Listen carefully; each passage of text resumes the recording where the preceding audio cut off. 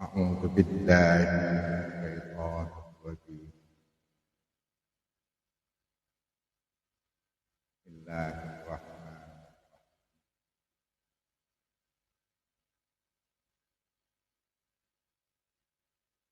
الحمد لله رب العالمين. الصلاة والسلام على أشرف الأنبياء والمرسلين وعلى آله وأصحابه.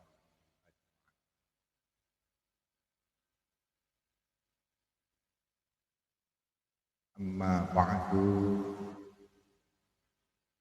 رب اشرح لي صدري ويسر لي أمري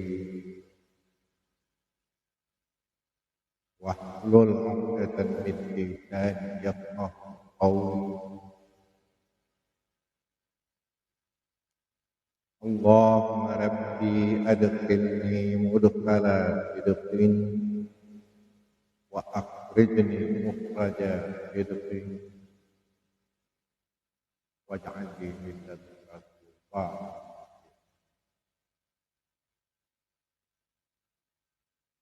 ربي أعوذ بك من همزات الشياطين وأعوذ بك ربي أن يحضرون.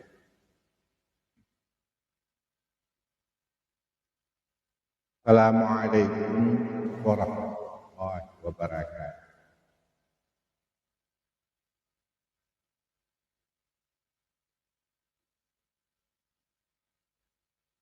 Menyambung kajian dari Al-Quran kematian yang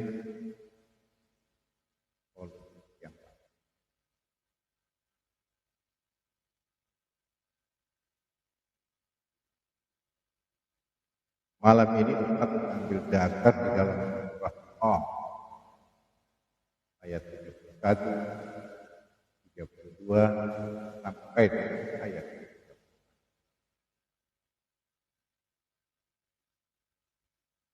Allah mengatakan, Uzlifatil jannah lil muttaqina ghaira ba'id. Hadza ma tu'aduna likulli awwab hafiz. Man khasya ar-rahmana bil ghaib wa jaa bi qalbin. Ditutup dengan kalimat udkhuluha dalam jannah.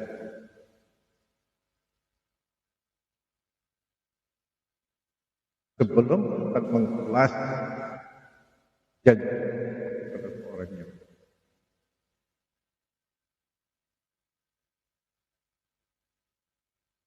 lalu kita mengatakan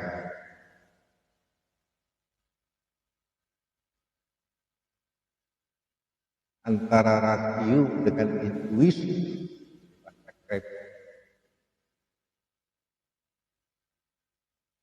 Kalau bahasa agamanya mengatakan akal dan pikiran.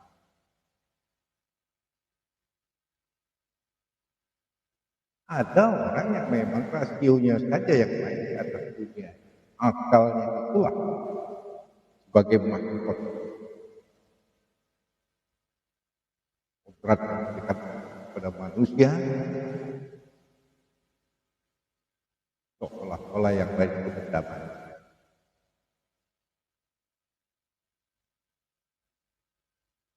Sedangkan intuisi lalu mengatakan alam di perpaduan di dalam Al-Quran antara rasio dengan intuisi. Ini yang bijak. Memang kita mengatakan banyak terukat menemukan kebenaran, kebenaran. Coba perhatikan. Untuk minum bida'i wa malaikatihi wa kutubihi wa rusulihi.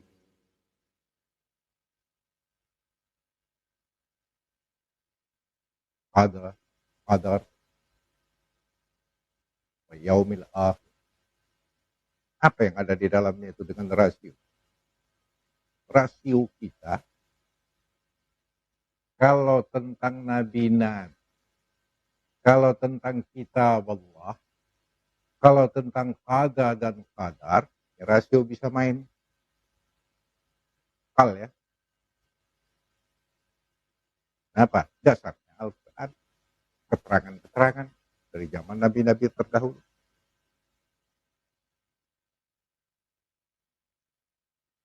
Tapi yang intuisi, Allah, malaikat, yaumul akhir. Intuisi ini harus diimani. Mereka yang tidak percaya kepada akhirat jelas imannya tak ada. Mereka yang tidak percaya kepada malaikat Allah juga kan orang yang beriman. Apalagi mereka yang tak percaya dengan Allah, udah parah kali. Ada orang yang macam gini,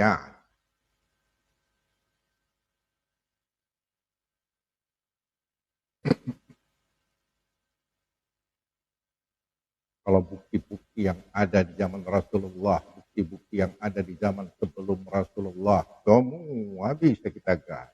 Bukan sebagai dasar rasio akal kita main dan intuisi Alkitab sebagai dasar.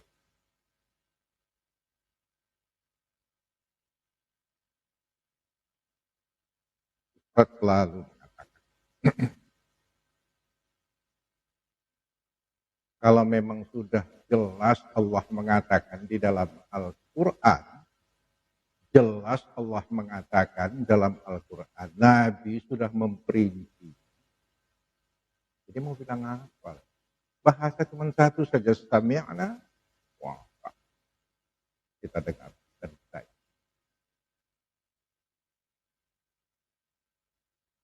Jangan pernah bergelut rasio ini tentang dunia, sehingga yang halal bisa jadi haram, yang haram bisa jadi halal. Nah, ini yang tak.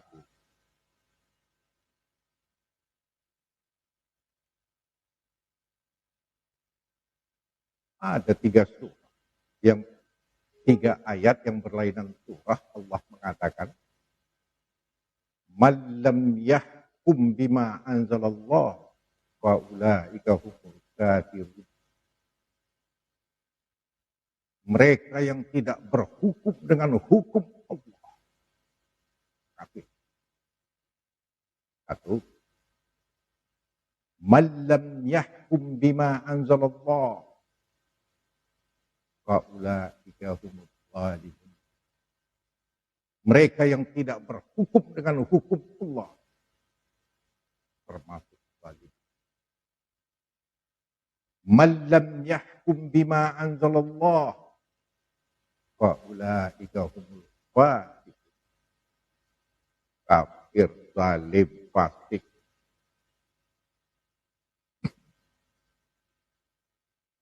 Kalau mau aman di hadapan Allah, jangan buat.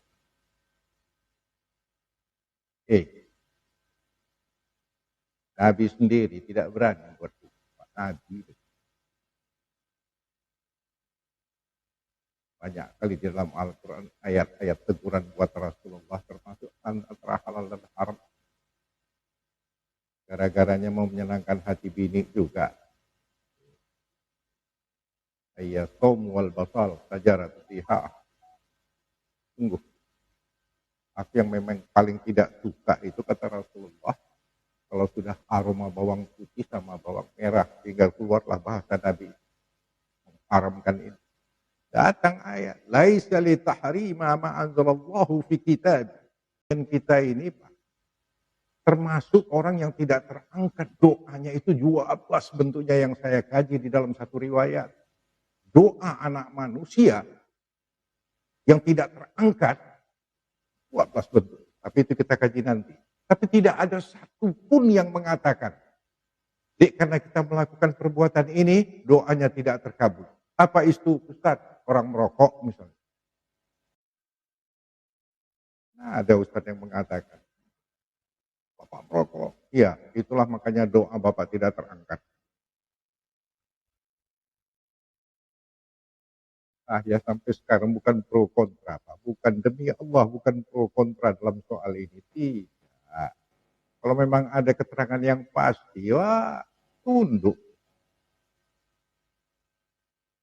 Karena hak prerogatif hukum di dalam agama Islam, haram itu mutlak Allah yang punya, bukan manusia. Halal mutlak Allah yang punya, bukan manusia.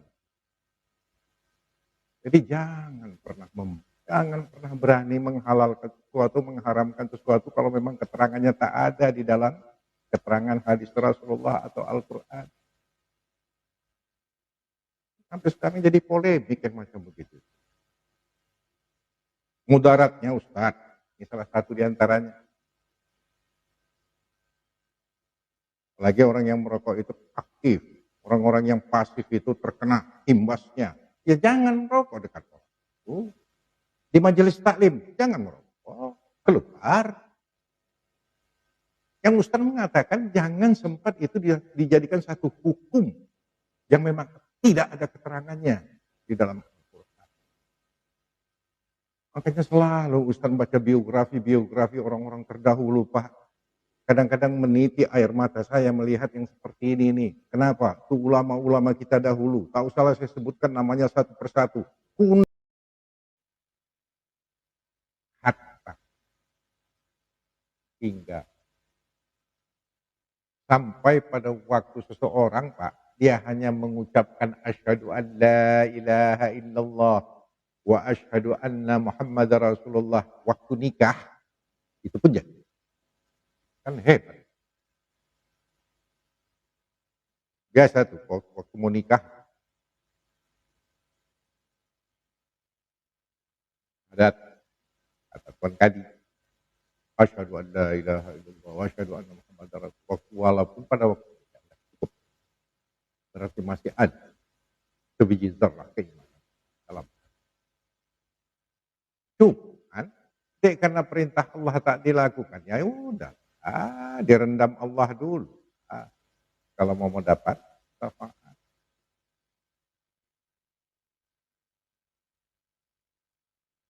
Ada seorang sahabat. Iya. Tiap hari datang ke rumah, cerita kami dalam soal agama. Ustaz tahu, dia ini bukan beragama Islam. Ditakdirkan asyhadu an la ilaha illallah wa asyhadu anna Muhammadar Rasulullah. Sebelumnya dia bukan beragama Islam. Pada waktu itu habis sama sekali dosa-dosa yang dilakukannya. Tidak dihitung Allah. Minggunya cuman. Begitu dia memeluk agama Islam. Dalam seminggu itu tak ada dosanya, Pak. Wah, udah. Ahli surga dia. Ahli surga.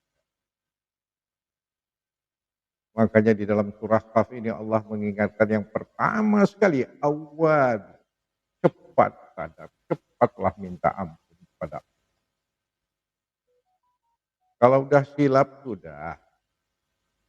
Iya, minta ampun saja. Udah terlanjur lidah ini macam mana Ustaz? Ya sudah, minta ampun. Banyak-banyak. Bahkan kalau dia bangun di tengah malam, minadum, menggenang air matanya, memohon keampunan kepada Allah. Buat salah kepada manusia, datangin. Maaf ya, terserah dia, mau dimaafkan atau tidak. Tapi kewajiban kita sudah selesai. Emang dalam Al-Quran kan? Biar hadis Nabi pun sekalipun, Pak.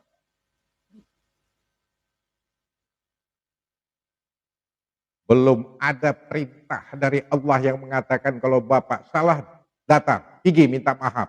Perintah itu enggak ada. Perintah yang ada fa'afu wasfah. Memberikan kemaafan itu lebih mulia daripada orang datang meminta maaf. Ini dia. Jadi kalaupun datang, tak datang dia ya sudah.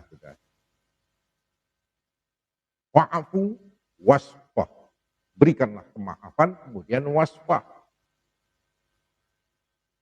Makanya Ustaz mengambil kata-kata dari ulama besar kita di Indonesia ini Quraisy Shihab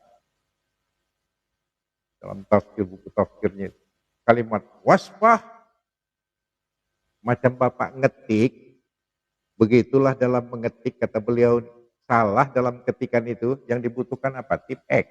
Ambil. Butuh pakai tip X. Bagaimanapun ahlinya orang menutup kesalahan dalam tip X itu bebekas. Tapi kalau wasfah ganti dengan kertas yang baru. Bersih. Itu yang kalimat wasfah. Jadi kalimat ma'fu wasfahu, berikanlah kemaafan, tapi jangan bekasam. Arti bekasam ini bahasa Padang nih Pak. Mendendam. Ini yang dikatakan, awad, cepat sadar, cepatlah meminta.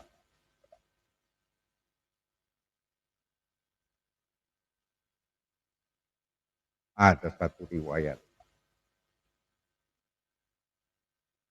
Terkadang kesalahan ini tanpa dia sadari. Tidak disadarinya bahwa dia berbuat kesalahan. Ibunya sudah mencucurkan air mata. Anak muda ini salehnya bukan main. Semua sahabat mengatakan, wah tutur katanya sopan. Pada waktu meninggal dunia disampaikan kepada Rasulullah. Ya Rasulullah, Alqamah, nama anak muda dalam riwayat. Alqamah udah wafat ya Rasulullah. Subhanallah. Apa sakitnya? Oh, segera Rasulullah. Sampai di sana saat perintah Rasulullah fardu kifayah akan mandikan apa segala macam kafanin anak. Pada waktu mau menyolatkan ini, Rasulullah lama terdiam. Dilihatnya wajah Alqamah. Kontan Nabi mengatakan, apakah dia masih punya orang tua? Ayah udah nggak ada lagi ya Rasulullah. Tinggal ibu. Panggil ibunya. Panggil kemari ibunya. Karena Rasulullah yang memerintahkan. Padahal sahabat-sahabat udah 3 kali datang ke rumah. Ibu si Alqamah tadi ini mengatakan, Bu, Alqamah udah meninggal. Biarlah dia mati. Tuh. Makin keras sekali hati orang tua. Tapi karena Rasulullah yang memerintahkan, datang. Itu sampai di hadapan Rasulullah, jenazah Alqamah terbujur. Nabi cuma satu mengatakan, Bu, maafkan kesalahan Alqamah. Apakah orang tua ini? Sakit sekali ya. Sakit sekali hati saya Rasulullah. Aku tidak akan. Betul ibu tak memaafkannya? Ya. Dikumpulkan Nabi sahabat. Kalian kumpulkan kayu bakar sebanyak mungkin. Pas di halaman rumahnya ini. Buat seperti api unggun yang besar. Ibu tanya, mau diapain ya Rasul? Lihat. Begitu. Api unggun tadi ini macam jemburi Pak. Besar. Bu, ibu pegang kaki Alqamah. Saya megang kepala Alqamah. Mari kita campakkan dia ke dalam api. Terkejut si ibu. Ya Rasulullah, ya kok bisa begini? Makanya saya mengatakan, sebelum ibu maafkan ini anak ibu, daripada dia masuk ke dalam neraka yang sudah dijanjikan oleh Allah, lebih bagus kita bakar dia lebih dulu. Apakah sampai begini ya Rasulullah? Iya kata Nabi. Waktu itulah ibunya merau. Iya ya Rasulullah, aku maafkan anakku ya Rasulullah, aku maafkan, sayang aku sama dia ya Rasulullah, meniti air mata si orang tua. Wah, waktu itulah Rasulullah tak. Ayo, segerakan, ibu ambil wudhu. Disolatkan Rasulullah.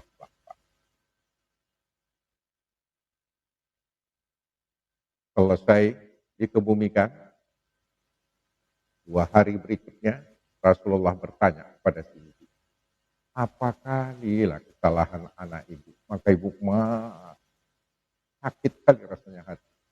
Iya ya Rasulullah. Suatu hari saya memasak masakan dia yang paling enak, dan ini yang paling enak masakan memang kegemaran dia. Saya bawa. Begitu sampai di rumahnya, Dek, karena ibu datang disambutnya dengan baik, ibu bawa masakan kau yang paling kau suka. Aduh, alhamdulillah, Bu, kata Alkamah. Cuman Alkamah itu niatnya, ini nanti aja aku makan ini, masakan ibu nih, nanti aja. Dibawalah ke belakang, disimpan. Yang dimasak, yang dimakan pada waktu itu masakan istrinya. Konon tersinggung pula. Lebih sayang dia daripada istrinya, daripada aku, kata orang. Allahu Akbar, kata Rasulullah. Cuman itunya, Bu, iya sakit kali hati. Tanpa disadari, ini sudah. Tapi dek, karena Rasulullah sudah mengkelarkan persoalannya. Makanya menyambung kajian yang sudah, Pak, tersinggung saja hati orang tua ini termasuk salah satu yang tidak akan terangkat doa engkau. Apa saja yang kau doakan kepada Allah. Salah satu poin, menyakitkan hati kedua orang ibu bapak. Yang sudah, ain, balik kalimat, awal. Cepat pada, cepatlah meminta ampun.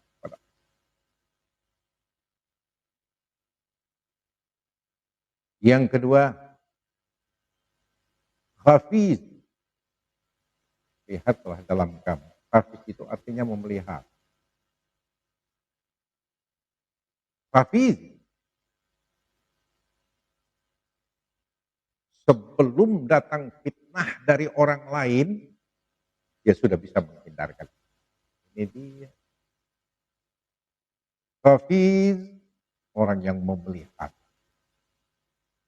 dari segala sesuatu yang bisa menimbulkan fitnah, yang bisa orang marah karena kita, yang bisa orang benci pada kita. Itu yang hafiz, memelihara daripada sesuatu yang dilarang oleh Allah.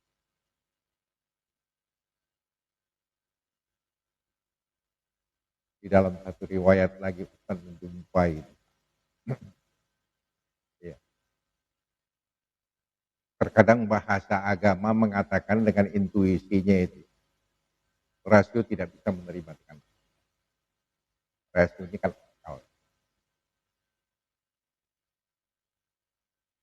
orang-orang yang memelihara dirinya daripada fitnah, lubang-lubang fitnah. Orang-orang yang memelihara dirinya daripada lubang-lubang fitnah. Dia hindar. Sebelum datang fitnah dari orang lain, dia sudah menghindari. Apalah contohnya Ustaz. Ustaz. Kami dulu tinggal di Jalan Jepari, Medan. Ayah saya itu ulama Ustaz. Kalau untuk kota Madia Medan udah dikenal. Ya saya ini yang memang satu-satunya anak beliau itu yang sekolah ke pesantren. Gitu. Nah, memang bakat dari nenek-nenek saya. Yang saya suka itu gitar, saya pandai main gitar. Keyboard, saya punya keyboard. Nyanyi, apalagi nyanyi. Kadang-kadang orang tua saya, kau ini mau jadi ustaz atau mau jadi penyanyi, kata buya saya. Kalau memang suka, kenapa? Senang saya. Bahkan banyak lagu-lagu India yang saya hafal. Suatu saat, gitar saya ini dipinjam sama kawan-kawan di belakang rumah. Begitu saya pulang, saya tanya adik, mana kita? Pinjam, bang, orang belakang. Ayah, saya tahu kali itu preman-preman di belakang itu, kalau sudah pakai gitar, tujuan itu mabuk itu. Daripada pecah gitar saya datang. Maksud mau minta gitar tuh balik. Lewatlah abang saya. Timbullah bahasa. Anak pesantren calon ustad. Mati saya. Apa pula salah saya? Bisrah lisan cerita bergaul dengan kan fitnah ini artinya nih Pak. Dia tidak tahu masalah yang sebenarnya, dia tidak tahu bagaimana niat kita, tiba-tiba keluarlah bahasa.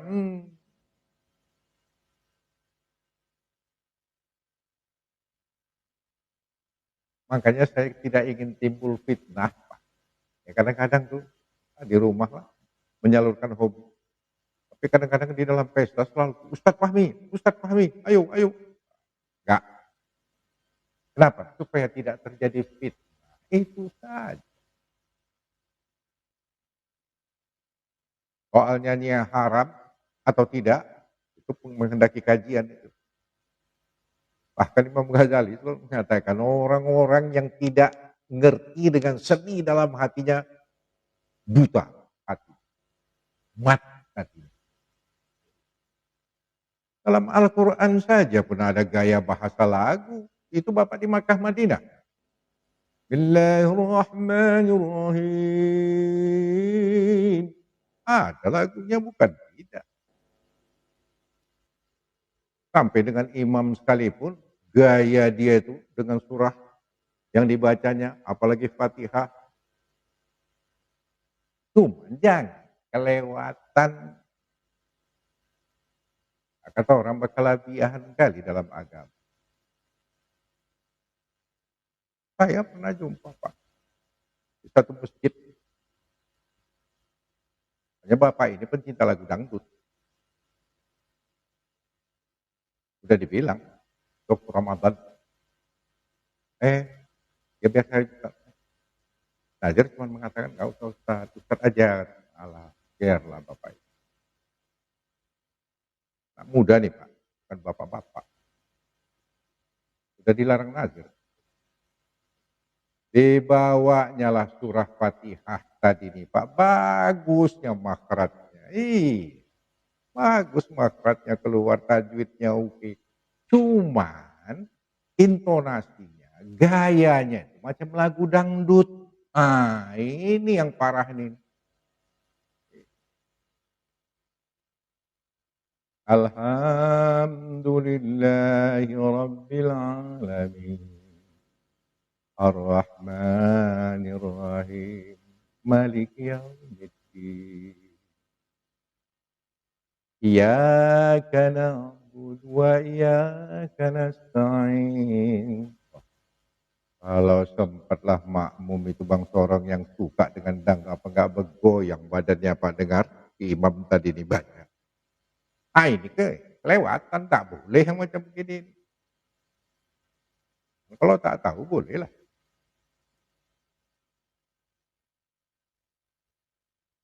Karena kita tahu. Makanya kiraat dalam baca Al-Quran itu jangan terlampau kelebihan gali dengan dendang-dendangnya itu. Wajar-wajar aja. Makanya Al-Quran itu kiraat sab'ah. Itu yang harus kita ikut dalam ketentuan agama. Kiraat sab'ah. 7. Gaya bahasa itu yang harus dibacakan.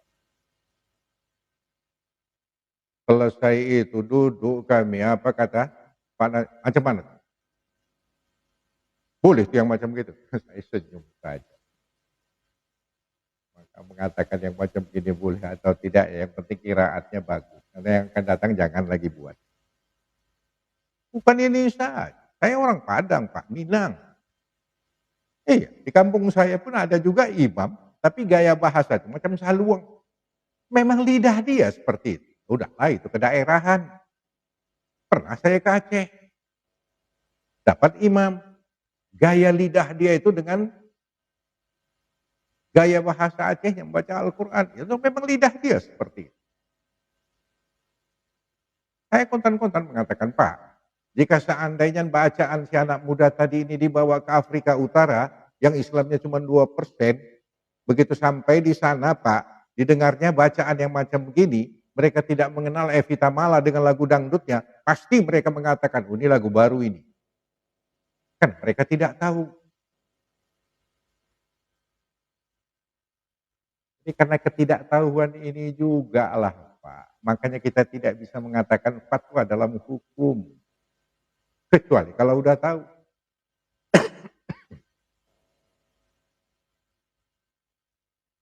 Kami di rumah dulu Pak, waktu saya masih lajang. Buya saya itu pakai tape recordernya itu. Habis makan itu lagu penyanyi dari Mesir. Ada seorang wanita penyanyi Mesir. Waduh, indah kali suaranya. Bumi saya kalau sudah mendengar ini, wah, asal didengarnya lagu Mesir tadi ini bahasa Arab, subhanallah. Asal didengarnya bahasa subhanallah, karena bahasa Arab. Ada 2 bait yang saya hafal. Ya Habib, tinggi, mengal. Maka tahu saya subhanallah. Udil qalbi binurihi wajh. Apa kata umi saya? Subhanallah. Buya ya saya bilang, kau tahu artinya? Enggak. Makanya kalau tak tahu artinya jangan subhanallah, subhanallah juga. Fahmi, apa artinya itu? Itulah umi. Itu artinya, wahai kekasih hati. Itu jadinya lagu-lagu cinta-cintaan. Iya nih, lagu cinta-cinta. Kalau udah matikan aja tuh. Tahu seputar-putar lagi. Lagu cinta, udah tahu seputar lagi. Nah ini Pak, jawabnya kenapa? Karena ilmunya yang tak ada. Jadi kalau orang yang ilmunya ada di dalamnya, mungkin mereka tidak akan mau melakukan. Masuk itu lagu India. Ada satu-satu lagu India itu yang memuja Tuhan mereka. Karena enak lagunya, diikutin sama anak-anak saya. Itu lagu-lagu India. Om Ji Jagati Sehari Soniye Jagati Sehari. Ini lagu pemujaan kepada Tuhan mereka. Jadi karena kita tidak tahu, maka saya bilang kepada anak udah itu jangan nggak usah diikut lagu-lagu yang macam kayak gitu tuh. Karena kalian tak tahu arti. Udah. Jawabnya kenapa? Karena tidak tahu. Hukum Allah, orang-orang yang bebas dari hukum Allah itu Pak, pertama, karena memang tidak tahu. Jawabnya kenapa? Kenapa tidak belajar? Ini dia. Makanya kalau dalam satu hal Pak, kalau Bapak tidak tahu jangan ditanyakan, karena nggak ada hukumnya. Kalau sudah tahu, baru ada hukum di dalam. Yang kedua, orang yang bebas dari hukum Allah, lupa. Ya memang betul lupa Ustaz, bebas dia dari hukum Allah. Satu hari puasa, begitu hari pertama, memang betul lupa. Nah, kebiasaan juga buat kopi, tekan kopi, diingatkan oleh istri. Bang, gak puasa? Allah, lupa. Tapi udah 1 gelas yang diembatnya. Jadilah, udah. Tinggalkan. Batal puasanya? Enggak. Bahkan ada satu Pak, yang bebas dari hukum Allah, tapi dia ahli surga. Apa itu Ustadz? Orang gila. Ya Pak, kalau mau memang ahli surga dan tidak dibebani kewajiban, itu yang bebas dari hukum Allah. Kalau memang sudah kita lakukan sesuatu hal yang memang dilarang oleh Allah, ya jawab cuma satu saja. Awal. Tapi hindarkan dirimu daripada lubang-lubang fitnah. Yang ketiga, man khasyar rahmana bil ghaib. Nah ini kata Allah.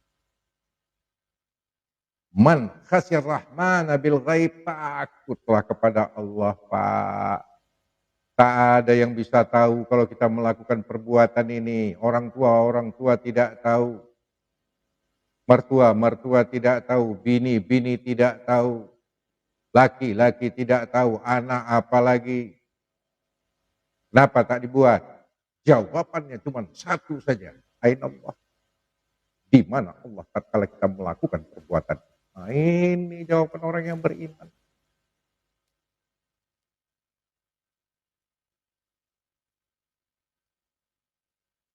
Di dalam riwayat, pernah suatu saat Rasulullah dengan Umar bin Khattab dalam satu perjalanan akan menuju ke Madinah. Pas begitu di suatu tempat, belum sampai ke kota Madinah, apa kata Rasulullah? Umar, haus sekali saya Umar, kau cari dulu. Kemungkinan ada di sekitar sini anak-anak yang mengembalakan kambing. Bayar kalau perlu air susu kambingnya diperah. Karena perintah Rasulullah, jumpalah dengan seorang anak yang mengembalakan kambing. Nah, ya Pak, ada kambing kau yang bisa diperah air susunya? Oh banyak Pak. Oh banyak. Tolonglah kami nak. Si anak ini tidak mengenal siapa Rasulullah, siapa Umar bin Khattab. Oh, masih belasan tahun berjawab. Apa kata si anak? Ini kambing bukan punya saya Pak. Saya hanya mengambil upahan dari hasil pengembalaan. Alana, tolonglah kami kehausan. Pak ya, gak bisa Pak. Nanti kalau tahu Tuhan saya, Tuhan kau tidak akan tahu. Kami tutup mulut. Iya, nih. Dikeluarkan Umar pundi-pundi dinar. Ini nih. 6 bulan gaji kau berlebih nih. Kalau cuma sekedar air susu saja, masa tak berhasil Umar di hadapan Rasulullah. Tapi tahu Pak, apa jawaban si anak pada waktu itu? Dia tantang wajah Umar bin Khattab. Betul Pak. Saya dapat duit, orang tua saya tidak tahu, Tuhan saya tidak tahu. Tapi boleh saya bertanya, apa yang kau tanya? Waktu Bapak memberikan uang ini kepada saya, Aina Allah, di mana Allah Bapak letakkan? Wah, menggeletar Rasulullah dari untanya Pak. Turun Nabi dari untanya, dia rangkul ini anak. Saddaqta ya bunayya la'addaka abdan salih. Kalau sudah Nabi yang mendoakan, inilah dia Ibnu Mas'ud. Dirangkul Nabi. Saddaqta ya bunayya la'addaka abdan salih. Mudah-mudahan engkau menjadi orang yang saleh, wahai anak. Umar, keluar kita. Mendengar jawaban ini anak saja, lepas sudah dahaga. Mendengar jawaban anak ini saja, wahai Umar, kalaupun boleh sampai umurku, aku rela diambil oleh Allah. Kenapa? Amanah. Sudah terjaga dengan baik di tangan seorang anak yang begini kecil. Ini. Aino. Di mana Allah tatkala kita melakukan, walaupun kita orang kaya, duit banyak, kebal hukum. Kenapa tak dilakukan Pak? Ada sesuatu yang memperhatikan kelakuan. Di mana? Man khasir rahman. Yang terakhir, waja'at biqalbin munib. Jangan pernah bersangka buruk terhadap apa yang dilakukan Allah. Waja'at biqalbin munib, datang penuh menyerah bulat. Apa saja yang dibuat Allah tidak pernah ada dugaan yang bukan-bukan. Termasuk kepada seorang manusia yang lain. Antara kita dengan kita. Dhannina billahi dan nasu'a dhannina binna. Buruk sangka kita kepada orang lain. Termasuk buruk sangka kita kepada Allah. Jadi berbaik sangka. Ingat. Di ujung ayat dikatakan udkhuluha bisalam zalikal yaumul khulud. Di samping sholat yang kita lakukan, awwabin, cepat sadar, cepat meminta ampun kepada Allah. Hafizi, selalu memelihara diri daripada lubang-lubang fitnah. Man khasyir rahmana bil ghaib, takutlah kepada Tuhan, takutlah kepada Allah di kala ghaib. Waja'at biqalbin munib, penuh menyerah bulat terhadap apa sesuatu yang diberikan oleh Allah, sesuatu yang ditimpakan oleh Allah, sesuatu yang menjadi cobaan yang diberikan oleh Allah. Tidak pernah bersangka buruk. Mudah-mudahan dalam episode yang ke-6 ini ada manfaatnya. Allahumma arinal haqqa haqqa warzuqna ittiba'ah wa arinal batila batila warzuqna ijtinabah. Assalamualaikum warahmatullahi wabarakatuh.